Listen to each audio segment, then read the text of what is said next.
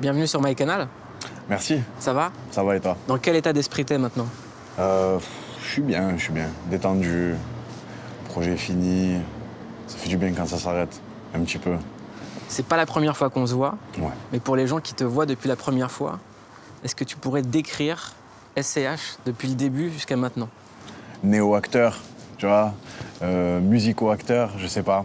C'est l'histoire d'un gamin qui rappait sous le Porsche, Ouais. comme tu le dis dans l'album. Sa première vidéo cartonne sur Internet. Ouais. Pour faire un secret, faut être deux. Pour faire un secret, je peux être seul. Je suis dans le middle, comme Marcy, comme Middleton. Elle sera dans le podra, sur ma couette. Il livre un premier album qui lui ressemble à 100%. Ouais. Jamais formaté. Dans l'homme, qui t'arrête de tester. Tu veux nous imiter, on a trop d'identité, ils nous reconnaissent au blind test. Il s'émancipe plus tard.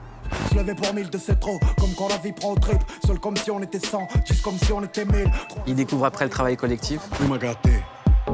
RS4 Greenardo, bien sûr qu'ils m'ont raté. Bien sûr. Soleil dans la bulle, sur le Prado, Shifter Pro. C'est fou quand même, hein. J'ai navigué. J'ai navigué et j'ai l'impression qu'il me reste encore des tonnes de trucs à faire, tu vois. Donc je me dis sur la perspective d'avenir que ça va, je suis pas au bout du truc.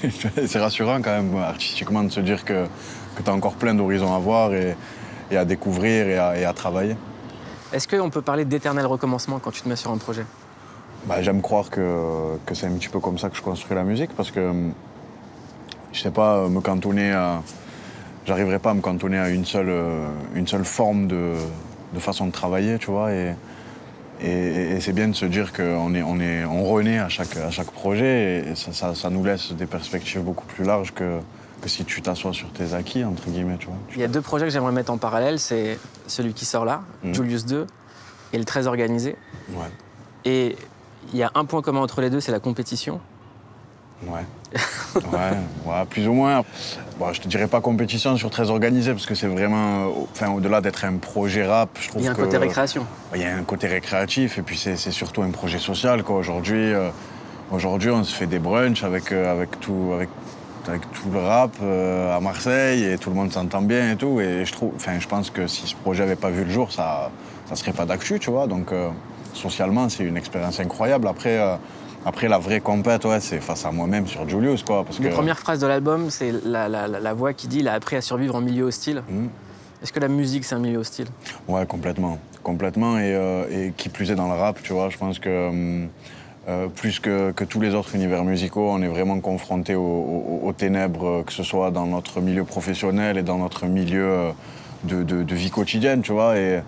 Et ça ressemble peut-être un peu au rock d'il y a 30 ans. Je sais pas comment ça se passait pour eux, mais je sais pas, moi j'ai encore l'impression d'être aux mêmes endroits où j'ai toujours traîné et confronté aux mêmes personnes avec qui j'ai toujours été.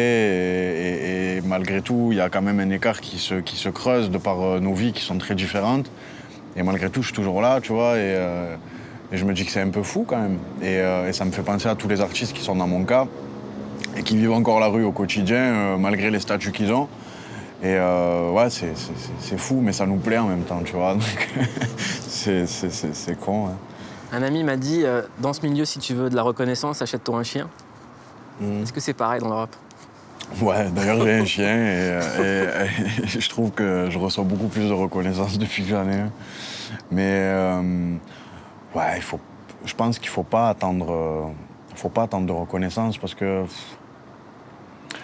je saurais pas te donner la raison pour laquelle il faut pas en attendre, mais je pense que tu t'écartes de pas mal de déceptions si tu en attends pas, quoi, parce que en finale, tu sais, les gens ils sont mauvais. On tire toujours la pierre sur les gens qui sont autour. Peut-être que c'est nous aussi qui avons un souci, mais je pense que tant que t'es pas au-dessus de quelqu'un, ça va, quoi. Mais après, c'est là que ça devient compliqué. Et puis la reconnaissance, c'est tellement vaste comme mot, tu vois. Être reconnaissant, mais en vertu de quoi, en vertu de qui, tu vois, je sais pas.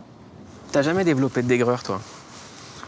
Oh, j'espère jamais être aigri. Oh là là, qu'est-ce que c'est relou. On a énormément d'exemples, je pense, tu vois, sans les citer, mais je pense que qu'est-ce que c'est dommage d'être aigri, quoi.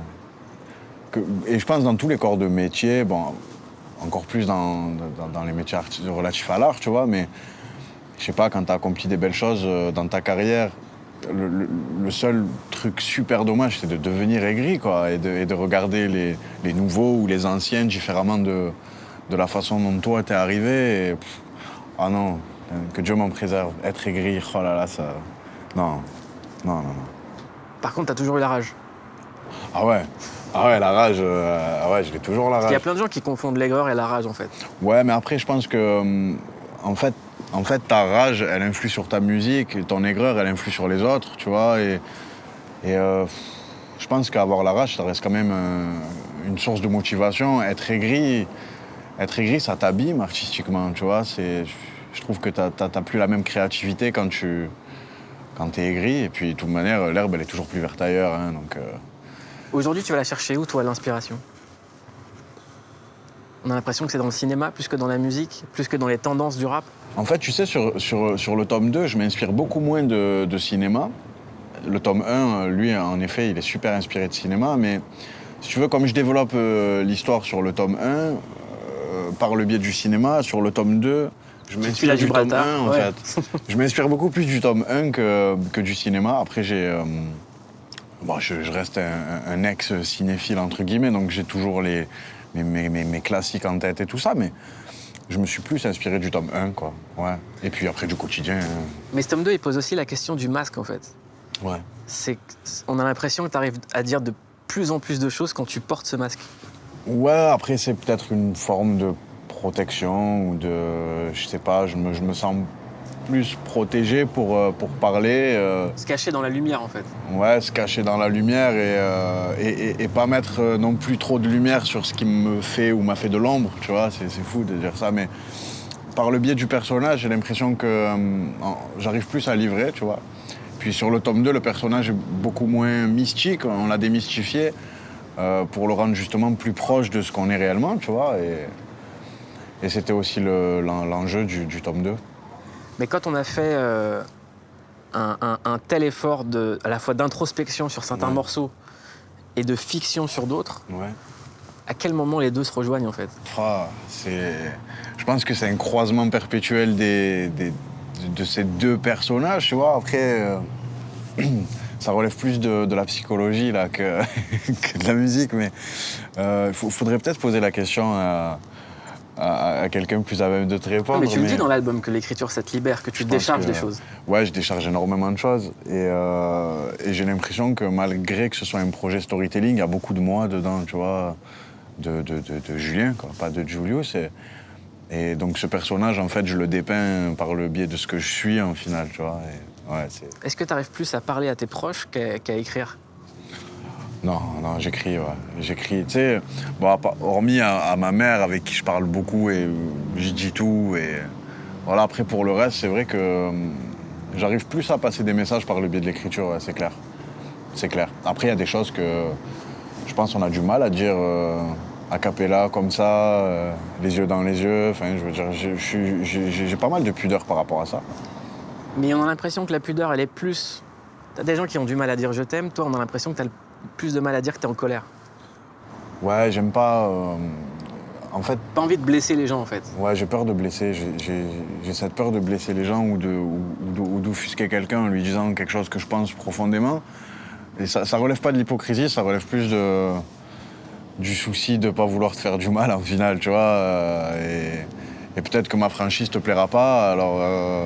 et que tu vas changer de regard sur moi, alors que en fait, il vaut mieux que je me taise, quoi, tu vois. Ça finira dans un texte. Ouais, ça finira dans un texte. Ouais, de ouf, de ouf.